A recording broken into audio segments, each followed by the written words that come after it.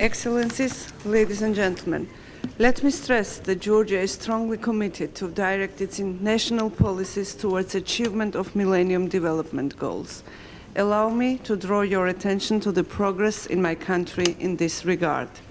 The main challenge that is on the top of the agenda relates to the poverty eradication and improving social welfare. Unfortunately, despite the growth tendency and impressive economic growth, both the incidence and severity of poverty still remain of great concern to the government of Georgia.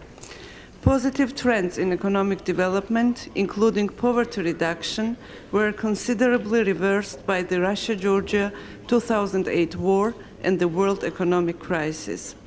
Significant progress has been made by the government of Georgia in ensuring the implementation of the gender equality commitments laid out by the Convention on the Elimination of All Forms of Discrimination Against Women.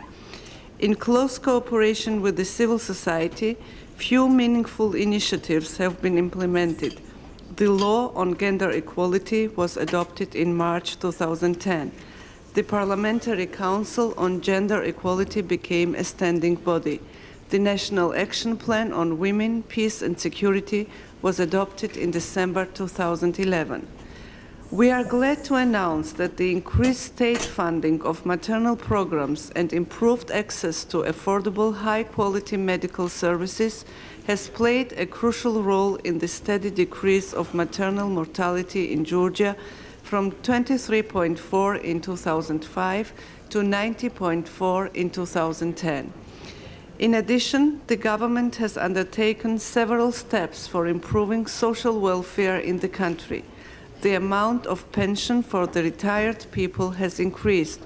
Overall health insurance program has been introduced and became available for the entire population of Georgia. Hereby, let me express my gratitude to the government of the United States of America for the $140 million compact to increase the quality of human capital by investing in science and technology education and workforce development. Unfortunately, the number of new HIV infections is steadily increasing, even though Georgia remains a low prevalence country and is in the phase of prevention of reintroduction of malaria. In terms of ensuring environmental sustainability, Georgia adopted the Strategy and Action Plan on Biodiversity Preservation. We hope that the draft legislation on water resources management, prepared according to the EU standards, will undoubtedly facilitate the process of water resources management. To reverse the loss of environmental resources, Government of Georgia actively integrates the principles of sustainable development into country policies. In this regard, during the last 10 months, the government has introduced more than 10 new laws and initiated 70 projects. Recently, Georgia has experienced increasingly frequent effects of climate change.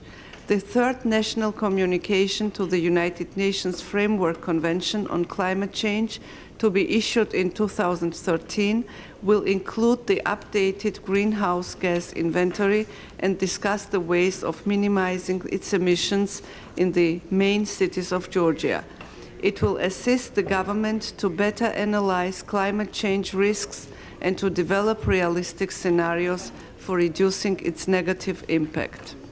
Finally, let me briefly emphasize that country's legislation does not apply any quantitative restrictions of licensing requirement or other non-tariff barriers.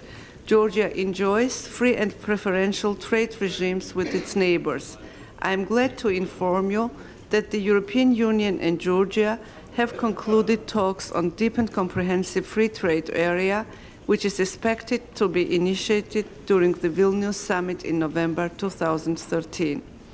Dear colleagues, after emphasizing Georgia's progress and existing challenges, let me once again stress that attaining MDGs is a global challenge. We are aligning with the efforts of international community and the developed countries to support the priority issues and provide due assistance in the areas requiring urgent solution. Thank you. Thank you, Her Excellency. Now I give floor to His Excellency